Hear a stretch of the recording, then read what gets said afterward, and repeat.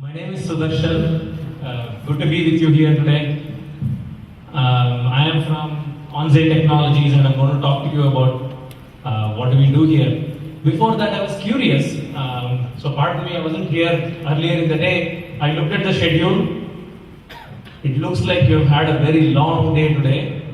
How many of you are planning to build a big business here? Okay, I have company. I'm happy. So this talk is actually for you, for those who raised your hand. Which also means I will talk less about the product and try to talk more about the business. But if you're curious about the product, I'll be happy to answer questions. Okay, this is my first business attempt. This is my first enterprise. I was a starry-eyed young guy 3.5 years ago. Sorry. 2007 end, we started this. There were a few friends. I used to work in Infosys. One of my customers was Navtech. Navtech is it's a large map maker and navigation technology company. So I worked with Navtech a lot. I worked with a few other map companies. I was tracking this space in the US. So when I came back to India, I wanted to work in the same space. And I also ended up, I got exposed to working with various Silicon Valley startups in the US. So that left me starry-eyed towards the glamour of working in a startup and also trying to build my own business and stuff. So this was the case with a few others. So we teamed up and started this end of 2007. So we had a charter, we had a list of things that we will do. We all had shared the same vision, and on the flip side, we were all first timers. We were very strong in product engineering. Put together, all of us had worked on many products, pretty complicated stuff, and we thought product engineering is what matters. And I had some exposure to enterprise sales. I used to sell in Infosys last few years of my working there. Anyway, so this was the space that we wanted to tackle. So we were in India. India was changing. India had changed. The 10 years I was not here. The cities were so dynamic. There were new areas in city. In fact, I came back to India. Somebody said there is a housewarming ceremony in Banaswadi and I didn't know where it was. I prided myself to be a Bangalorean, I didn't know where Banaswadi was. So that was the scene, and Indians were also changing. I was a changed man. My dad at my age would take a lot more pain to make us living. I wasn't ready to do that. So I knew we want conveniences. So we felt, let us try to build technologies to help answer location curiosities in consumers. Consumers want to know things, where is this, how do I go, what are stuff around me and stuff. So we wanted to build location-based services. Then our first attempt was to look at this space and say, if we were to build location-based services in India, what does it take? We felt very proud to have understood what does it take to build this. It needs local language, it needs content that was built ground up for India, technology that was built ground up for India, addresses weren't structured, so when people would say, where do you live? Answer would not be in the, if you look at the West, right, they have the door number, street address, but that such predictable format for addresses don't exist here. So there would be systems that need to work with a fuzzy address scheme and all that, right? So we thought we understood this. So we also came up with a recipe to fix this, to work in such an environment. Here is what it needs to be. So this was our very high level spec. So we felt, there's nothing wrong with this. So I'm talking about this in past tense because you'll see what I changed to later on. So some of this is pretty intuitive. It needs very little learning, yeah, obviously. And it needs to be on all channels. Consumers are comfortable with various things. My dad, for instance, he uses his mobile phone only to make phone calls, nothing else. So he doesn't use apps, doesn't use SMS. So there are different segments of people who are comfortable with various channels. So we realized that. So this was our realization piece. Early on, this whole 3 years has been a learning experience. One of the learning experience is that cracking something is not solving it. I mean, understanding, realizing something is not solving it. So the 3 years down the line, I see far more importance for action rather than for ideas. So anyway, there are things that I want to share, and Ashish has told me to share my learnings. There is another interesting thing about it. I told Ashish it doesn't matter, because I was here 3 years ago, I was attending startup events, and there were a lot of people sharing learnings.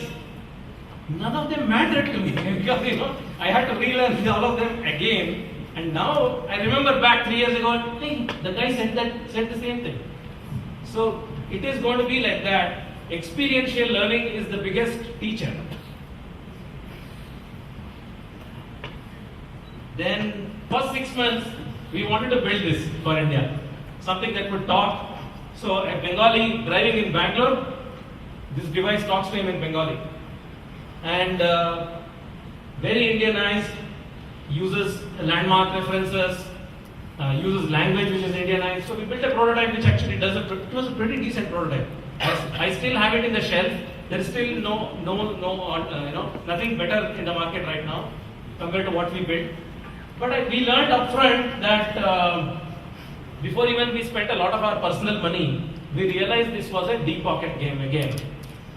Not so much deep pocket. This is a slightly different problem.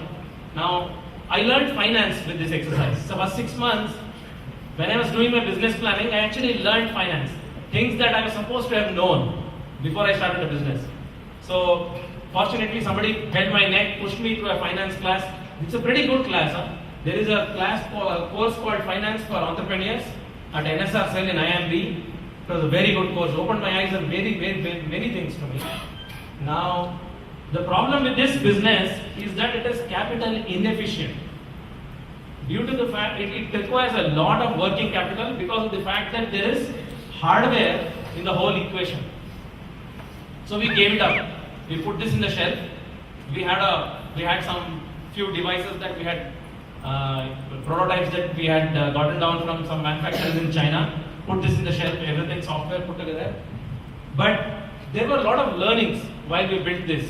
So we used that learning to get into our next business, which was lat long on the mobile. So there would be a mobile phone.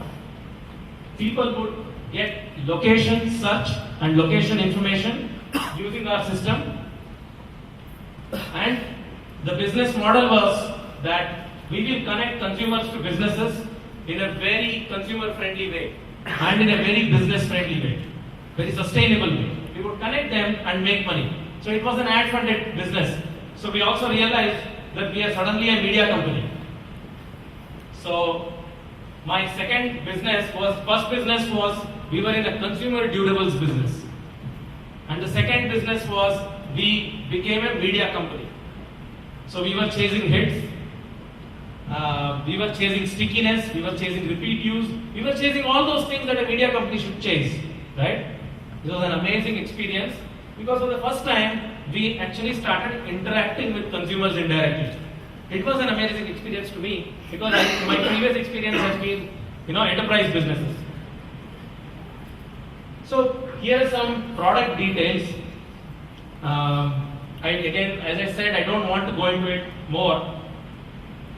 We felt the fact that we shifted to mobile phone, we thought we were very lucky. It has a ubiquitous reach. We created an app, we created a mobile website, and we also had this on the SMS. Incidentally, the SMS thing took off. We hadn't anticipated, we weren't very sure which channel will fly. SMS thing took off, and we couldn't control it. Servers used to crash very often. We upgraded our server, we improved our software multiple times to keep up with the load. It was much more than we thought. Lakhs of people would end up using it on days, and then tracking consumer trends was amazing. I would know that there is a CET entrance text going on in Bangalore because a lot of people want directions to that place. I would know that there is a fast track sale going on. because people are looking for fast track showrooms. It was beautiful to track analytics. We tracked consumer. We were able to zero in on consumer home locations. We learned a lot of things about UGC. We learned a lot of things about what triggers a consumer to respond. So this was great. I mean, we as a team improved as humans with this service, tracking consumer uptake. And then there were learnings, okay? So to do this, when we switched over to the media business, right, we knew we needed more money than the savings that we had. So we raised angel funding. We took 1 crore of money from an angel investor and burned it up very fast, okay? So the thing is, consumer hits actually cost money.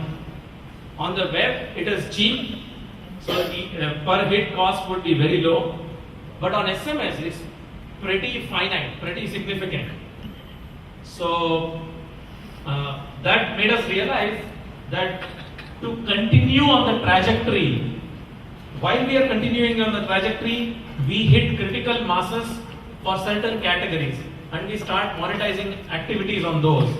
But then that wouldn't be enough. So we realized this was a long game or a deep pocket game. So we had launched this only in Bangalore.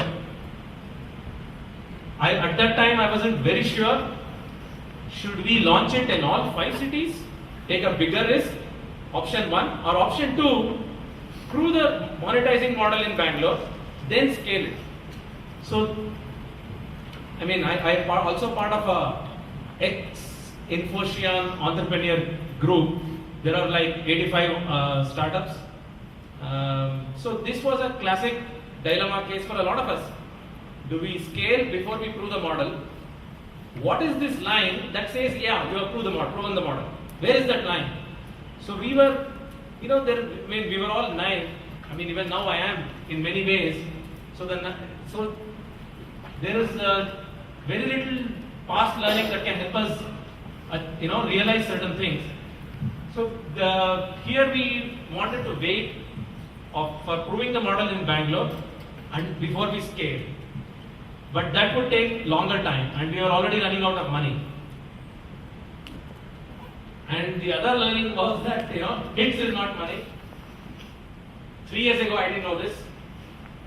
And a lot of people had told me this and yet I didn't realize it. And the other learning was, in a B2C business, in an ad-funded B2C business, product is not just the B2C part, right? I mean, this is intuitive. People had told me this. And intuitively I said, yeah, it's not B2C, there is B2B as well. We have seen how great Facebook's, ad engine looks like. We've seen how great Google Analytics and Google's ad engine looks like. So there is a huge amount of investment, engineering and product management investment that goes towards the business side, towards the advertiser side. But I hadn't understood it enough. It was very significant. So that learning was a significant learning in this exercise. I'm just rambling. No questions? Okay, at the end, fine. So this is so next we switched over. This was June last year. So money was basically it was exhausted. I couldn't pay the next month's salary, so I had to run around to get some debt. We had, I think, at that time we had 11 employees. We had to run the office, etc. We moved into a cheaper office. Didn't have to lay off anybody, fortunately, but I was able to raise some debt and continue the business. But what I switched over to was, there was this lat-long platform which had the location search capability, and it had great things going for it in SMS. It was very popular, and because we had chased B2C, the amount of consumer friendliness was very high. Okay, I can explain this offline what I mean if in case it's not clear. So because intrinsically it was far more consumer friendly than typical B2B offerings, we used that as our USP and started licensing this to retail businesses. So retail businesses would use this as a consumer engagement platform. Some people would use this as a driving directions tool. Some people would use this as a ad response system. And with this business, we very quickly became profitable. And now that we have entered this business, I've had the opportunity to learn more about it, talk to retail brands, figure out where their pain points are. It is really a big market. So I'm very happy to be in this business. And I'm looking forward with starry eyes.